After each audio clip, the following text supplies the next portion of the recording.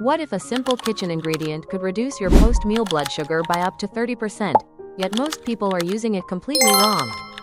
Welcome to the FreshFuel Guide. You're not eating terribly, yet your blood sugar still spikes after meals? You feel tired, then crave sugar right after?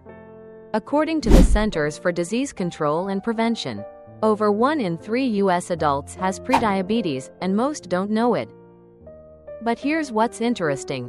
Clinical studies show that even a small amount of apple cider vinegar in water can significantly reduce post-meal blood sugar.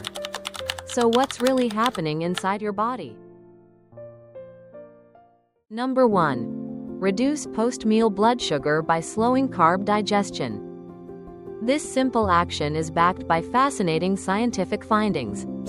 The main compound in apple cider vinegar is acetic acid, which does more than add sourness. It affects how your body processes carbohydrates. Specifically, acetic acid can inhibit alpha amylase, the enzyme that breaks down starch into glucose. When this process slows, glucose absorption slows as well. As a result, your blood sugar rises more gradually rather than spiking sharply. At this point, you may be wondering what scientific evidence supports these claims. A 2004 diabetes care study found that 20 grams of vinegar, about 1 to 1.5 tablespoons, before a high-carb meal reduced post-meal blood glucose by 20 to 34% versus the control group. Researchers were surprised by the size of this effect, especially in people with insulin resistance. However, the effects of vinegar go beyond just slowing blood sugar spikes. Vinegar also slows stomach emptying. With slower gastric emptying, glucose enters your bloodstream more gradually, reducing blood sugar spikes. It's like replacing a sugar flood with a steady drip. The rate of glucose absorption matters as much as total carbohydrate intake for blood sugar control. This also helps reduce glycemic variability, which is closely associated with oxidative stress and vascular damage. More stable glucose levels mean fewer extreme insulin surges and potentially less long-term strain on the pancreas. However, this is not the only benefit.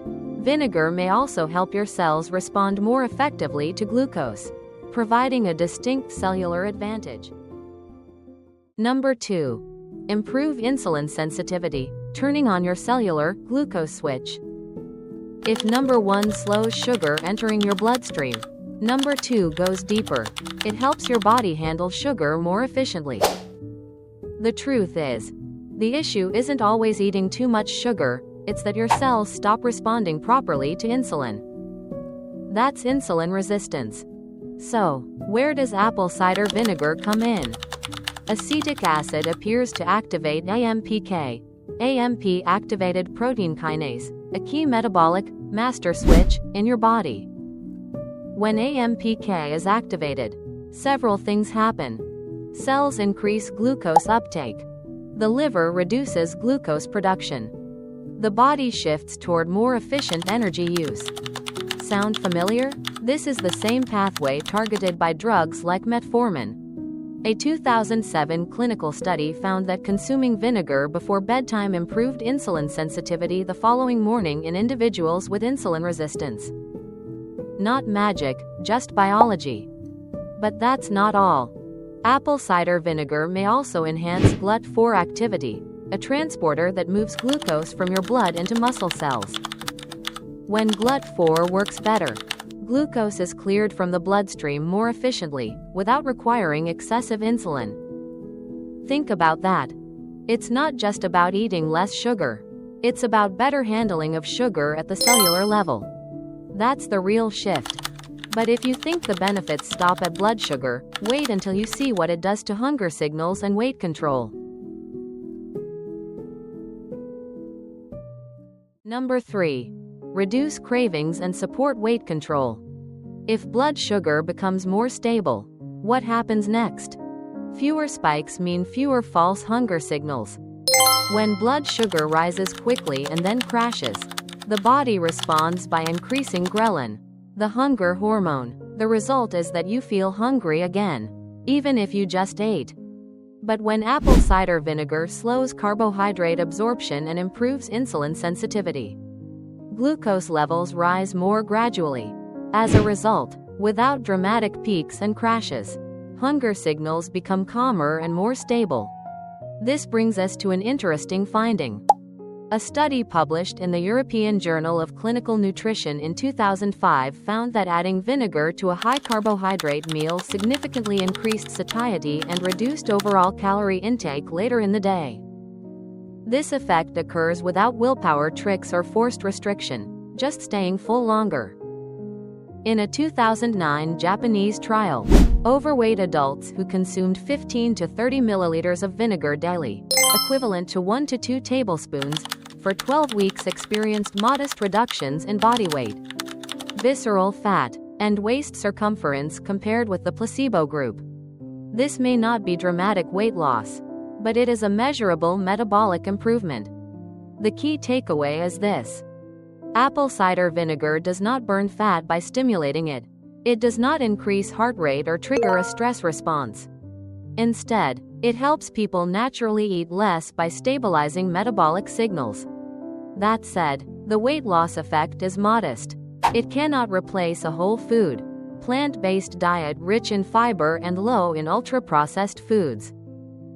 So, while vinegar is a tool, the foundation remains real food. But the impact of vinegar may extend beyond blood sugar and weight. Next, let's explore its potential effects on liver metabolism and fat production. Number 4. Support liver function and reduce glucose production and visceral fat. You can control dietary sugar. But what about what your body makes? Your liver always produces glucose, even when you are not eating. This is called gluconeogenesis. In insulin resistance, this process goes awry. The liver continues to release glucose, even during fasting, raising blood sugar levels. So, where does apple cider vinegar fit into this picture? Acetic acid may block key enzymes in gluconeogenesis, reducing the body's internal glucose production. It may help lower both dietary and internally produced glucose.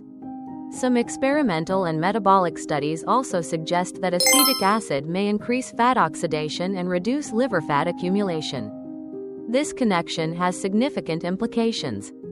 Visceral fat and fatty liver are more than cosmetic.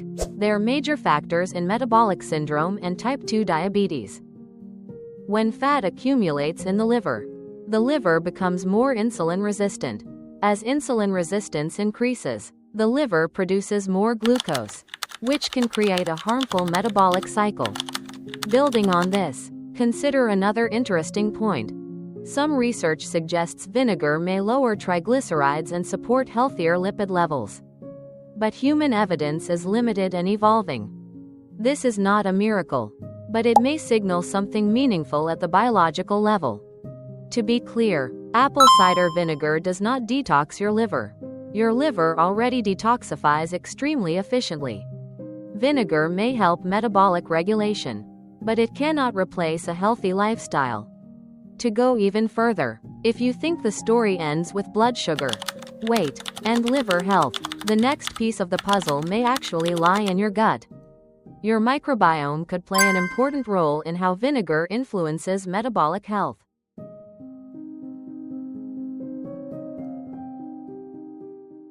Number 5. Gut microbiome impact, the second brain of metabolism.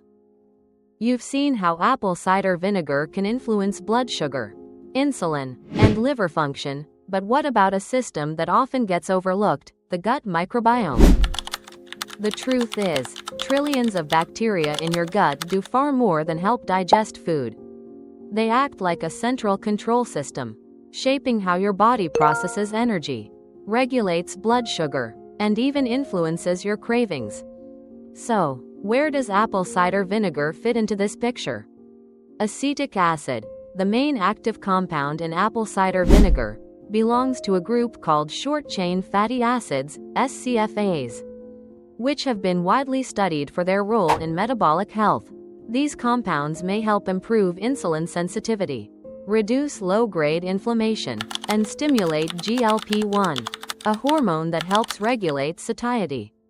Some studies also suggest that SCFAs can strengthen the integrity of the gut barrier, helping reduce inflammatory signals linked to metabolic disorders. While apple cider vinegar isn't a powerful probiotic source like whole fermented foods, it may still act as a gentle metabolic signal, helping guide the gut environment in a more favorable direction. When your gut microbiome functions more efficiently, you may notice more stable blood sugar levels, better inflammation control, and improved regulation of hunger and fullness. A single mechanism doesn't drive this, rather, it's a coordinated network of biological interactions. However, it's important to remember that apple cider vinegar cannot replace a fiber-rich diet, the foundation of a healthy gut microbiome. And if scientific insights like this are helping you better understand your body, make sure to subscribe so you don't miss what's coming next. Because the most important question remains: how much should you take? When should you take it? And who should avoid it altogether? Let's move to the final section, where everything becomes more practical and, most importantly, safe. You've seen how apple cider vinegar can influence blood sugar, insulin, liver function, and even the gut microbiome, but the most important question remains: how do you use it in a way that is both effective and safe? Let's start with dosage. Most studies use about 15 to 30 milliliters per day, equivalent to 1 to 2 tablespoons. This range appears to provide metabolic effects while remaining generally safe for most people. However, one rule should never be ignored: do not drink it straight. Apple cider vinegar should always be diluted in at least 1 cup of water, about 240 milliliters, to help protect tooth enamel and reduce irritation of the esophagus. Timing also matters. Taking it 10 to 20 minutes before meals may help reduce post-meal blood sugar spikes. Some people also choose to take it before bedtime, which may support better fasting blood sugar levels in the morning. But more is not better. Excessive intake can irritate the stomach, lower potassium levels, and gradually erode tooth enamel. It's also important to recognize that apple cider vinegar is not suitable for everyone. If you are taking blood sugar-lowering medications or insulin, have a history of stomach ulcers or acid reflux, or experience enamel sensitivity, you should be cautious and consider consulting a healthcare professional before using it. And here is the most important point: apple cider vinegar is not a miracle solution.